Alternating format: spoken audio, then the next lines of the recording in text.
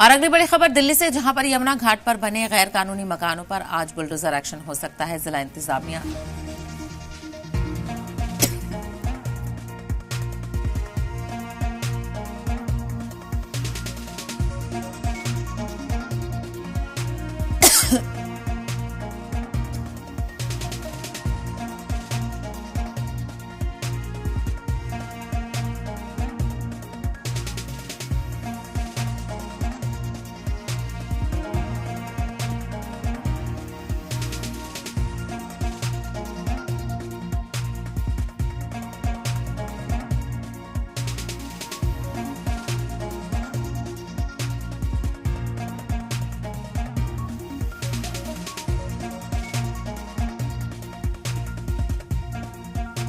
तो बताते चले आपको, आज जो बुलडोजर एक्शन हो सकता है। जिला इंतजामिया पहले ही मकानों को नोटिस जारी कर चुका है हटाने का।